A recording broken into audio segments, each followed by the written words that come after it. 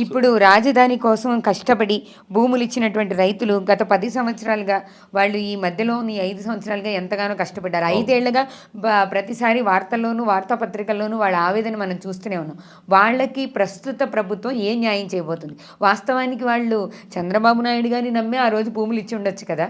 ఇప్పుడు వాళ్ళు పడిన కష్టానికి 5 ఏళ్ల కష్టానికి ప్రతిఫలంగా ఏం చేయబోతున్నారు? విత్ ఇన్ 4 yearsలో అక్కడ రాజధాని కన్స్ట్రక్షన్ అనేది అయిపోతుంది మేడం. అంటే ఇక్కడ మనకి మొన్న మంత్రి నారాయణ గారు కూడా చెప్పారు, దీన్ని 3 ఫేజ్ల కింద మేము డివైడ్ చేసుకున్నాం. ఫస్ట్ ఫేజ్ కింద మొత్తం అమరావతి అంతా బిల్డ్ చేసేస్తాం. సెకండ్ ఫేజ్ కింద ఏదైతే మెట్రో ఉన్నాయో వగేరాలు ఉన్నాయో పరిశ్రమలు ఉన్నాయో ఇవన్నీ చేస్తాం. థర్డ్ ఫేజ్ కింద ఈ ఎయిర్పోర్ట్ రిలేటెడ్ ఇవన్నీ కూడా కంప్లీట్ చేస్తామని చెప్పారు. సో ఖచ్చితంగా ఈ 4 yearsలో రాజధాని ప్రాంతంలో ఉన్న ఎవరైతే నష్టపోయారో వాళ్ళందరూ కూడా భూములు అలొకేట్స్ అయిపోవడమే, ఆల్రెడీ భూమి అంతా అలొకేట్ చేశారు. ప్రతి ఒక్కరు కూడా అంటే ఒక విభిన్నమైన ఒక టెక్నాలజీని కూడా తీసుకొచ్చారు. అంటే మనం ఇంత ముందులాగా ఇన్ని పేపర్లు తీసుకొని దాన్ని చెక్ చేసుకొని రకరకాల వెబ్సైట్లు చెక్ చేసి ఇవన్నీ ఉన్నాయా అని డౌట్లు చాలా ఉంటాయి. ఒక దాని మీద 2 రిజిస్ట్రేషన్లు 3 రిజిస్ట్రేషన్లు ఉన్నాయి. ఇప్పుడు ఏం కాకుండా నీట్గా ఒక సింగిల్ విండో సిస్టమ్ తెచ్చారు. దానికి ఒక కోడ్ ఇస్తారన్నమాట.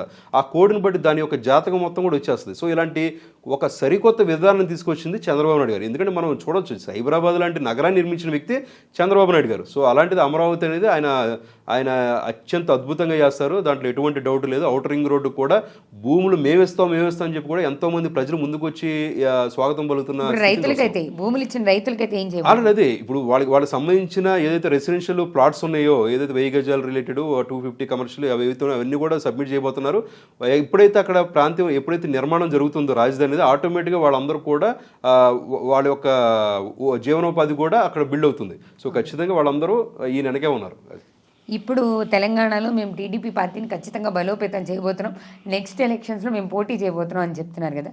ఒక టీడీపీ నాయకుడిగా తెలంగాణ జరుగుతున్న అంశాల పట్ల హైడ్రా విషయం గురించి అయితే మీరు ఎవరిని సమర్థిస్తారు? దాని గురించి ఏం చెప్తారు? హైడ్రాని సమర్థిస్తాం అంటే హైడ్రాని ప్రతి ఒక్కరు కూడా సమర్థిస్తారు.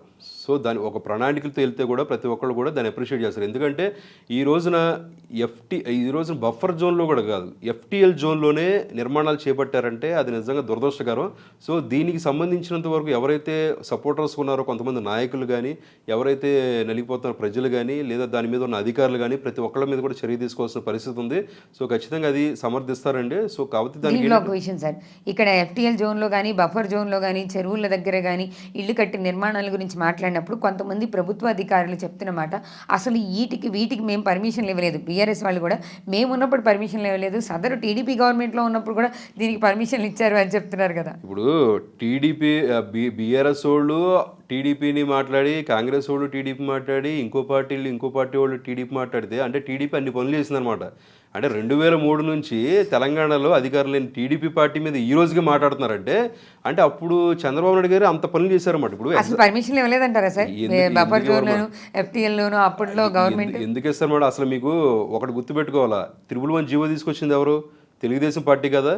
అంటే ఏదైతే మనకు ఉస్మాన్ సాగర్ కానీ లేదా ఈ గండిపేట చెరువు కానీ మనకి హైదరాబాదు వాస్తవ్యులకి వాటర్ రిసోర్సులు కావాలి కాబట్టి దీంట్లో ఎక్కడా నిర్మాణాలు చేయకూడదని చెప్పి జీవో తీసుకొచ్చిందే నందమూరి తారక రామారావు గారు. అలాంటిది మేము ఎందుకు ఇస్తాం మేడం? ఈ రోజు కూడా మొన్న మీ సింపుల్ ఎగ్జాంపుల్ బీఆర్ఎస్ చేసిందని చెప్పి స్పష్టంగా కనబడుతుంది. మీరు మొన్న కేసీఆర్ కూడా నేను 111 జీవో ఎత్తేస్తున్నాను, మొత్తం తీసేస్తున్నాను, అందరూ అక్కడ భూములు అక్కడ అమ్ముకోవచ్చు అని చెప్పి మీరు అసెంబ్లీలో కూడా మాట్లాడిన మాటలు మనం చూడవచ్చు, రికార్డ్స్ కూడా.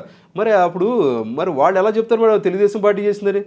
ఇప్పుడు మనం చూస్తున్నాము గత దగ్గర 20 సంవత్సరాల కిందట మాట చెప్తున్నారు వాళ్ళు. 20 సంవత్సరాల వరకు చేసిందే కదా. ఇప్పుడు సైబరాబాద్ 20 సంవత్సరాల ముందు ఉన్న పార్టీ గురించి ఈ రోజు బీఆర్ఎస్ వాళ్ళు మాట్లాడుతుంటే నిజంగా హాస్యాస్పదంగా ఉంది. ఇప్పుడు పార్టీలకు అతీతంగా ఈ హైడ్రా అనే విషయాన్ని టీడీపీ ఎంతవరకు సమర్థిస్తుంది? దీంట్లో ఇంకో కోణం కూడా ఉంది కదా సార్.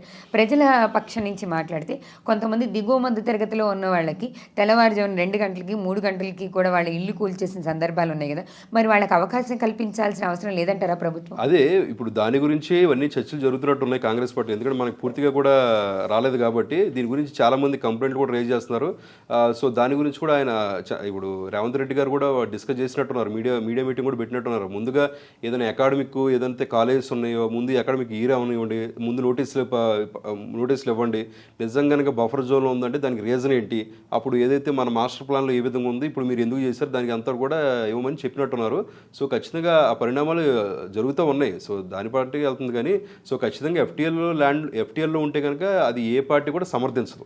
మీరైతే ఇప్పుడు హైడ్రాని సమర్థిస్తున్నారు. అది చెప్తా కదా మేడం. అందుట్లో నేను చెప్పేది ఏంటంటే ఎఫ్టీఎల్ జోన్ లోపల ఏదైతే కన్స్ట్రక్షన్ కట్టుందో మా పార్టీయే కాదు ప్రతి పార్టీ కూడా దాన్ని హైడ్రాని సమర్థిస్తా ఆ రీజన్ వరకు.